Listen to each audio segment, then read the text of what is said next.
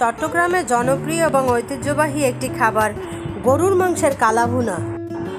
গরুর মাংসের কালাভুনাটা হবে এতটাই নরম, এতটাই জুসি যে টান দিলেই ছিঁড়ে আসবে। চলুন তাহলে রান্নার প্রসেসে যাওয়া যাক। কালাভুনা মাংসটা রান্না করার জন্য আমি এখানে 3 কেজি গরুর মাংস নিয়েছি। মাংস শুধু সলিড হলেই চলবে না, হাড় চর্বি অবশ্যই থাকতে হবে। ভিডিওতে দেখানো মশলাগুলো আমি সব মাংস ম্যারিনেশনের জন্য ব্যবহার করব। এখন একটা পাত্রে মাংসগুলো নিয়ে ম্যারিনেশন করার পালা।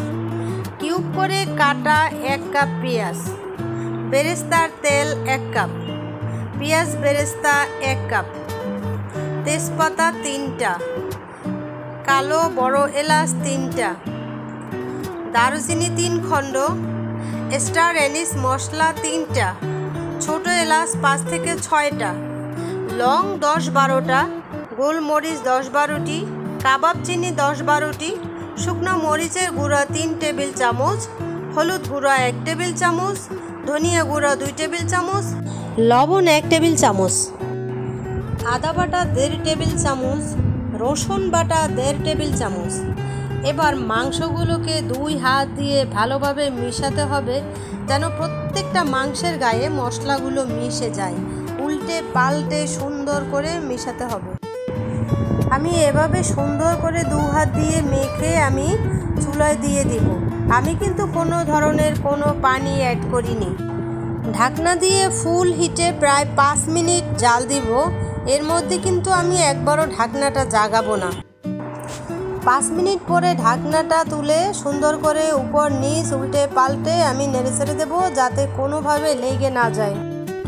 যেহেতু এই মাংসটায় আমি কোনো পানি অ্যাড করিনি, সেহেতু কিছুক্ষণ পরপরই এটা সুন্দর করে নেড়ে দিতে হবে এবং কোনোভাবে যেন লেগে না যায়। এই মাংসটায় কিছুক্ষণ পরপরই মশলা দিতে হবে, নেড়ে চেড়ে দিতে হবে। এখন দিয়ে দিলাম জয়ত্রী, গোলমরিচের গুঁড়া এবং একটা জয়ফলের গুঁড়া। মাংসে সব মশলাগুলো নেড়ে চেড়ে মিশিয়ে দেব এবং মাংস থেকে যে পানিটা বের হবে সেটা দিয়েই মাংসটা সিদ্ধ করতে হবে, আলাদা কোনো পানি অ্যাড করা যাবে না। এভাবে কিছুক্ষণ নেড়ে চেড়ে ঢাকনা দিয়ে রান্না করব। আবার কিছুক্ষণ পরে আমি গরম মশলা এবং রাঁধুনি মশলার গুঁড়িটা দিয়ে দিব। আবার সুন্দর করে নাড়াচাড়া দিব। দেখেন আমার মাংসের কালারটা কত সুন্দর এসেছে। আমার মাংসটার উপরে কিন্তু তেল উঠে এসেছে এবং সিদ্ধও হয়ে গেছে। এখন আমরা বাগারের প্রসেসে আসি। চুলোতে প্যান গরম করে সরিষার তেল দিলাম এবং 1 কাপ কুচানো পেঁয়াজ বেরেস্তা করে ভেজে নিই। কিছুক্ষণ পরে কতটুকু রসুন দিলাম।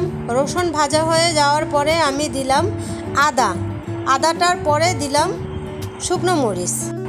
তারপরে আমার রান্না করা মাংস কিছুটা উঠিয়ে এটার ভিতরে দিয়ে ঢাকনা দিয়ে নেড়ে চেড়ে দিতে হবে। ঢাকনাটা খোলা যাবে না। মিনিট 5 এভাবে রেখে তারপরে পুরো মশলা সহ বা মাংস সহ আমার সব ম্যাটেরিয়ালসটা আমি মাংসর ভিতরে ঢেলে, এখন আমাকে এটা ঢাকতে হবে না। সুন্দর করে নেড়ে চেড়ে এবং সাথে একটু গরম মশলার গুঁড়ি, রাঁধুনির গুঁড়ি দিয়ে তারপরে কিউব করে কাটা পেঁয়াজ একটুখানি দিয়ে যখন কালার আসবে তখন আমি এটাকে তুলে ফেলব। এখন আমরা প্রেজেন্টেশনে চলে যাই। দেখেন গরুর মাংসটা কতটা নরম এবং জুচি হয়েছে। আসলে গরুর মাংসের কালাভুনাই, এটা কোনো পোড়া মাংস বা ভাজা মাংস না। এটা দেখতেও যেমন লোভনীয়, খেতেও তেমন টেস্ট। আপনার পরাটা তারপরে নান দিয়ে পরিবেশন করা যায়।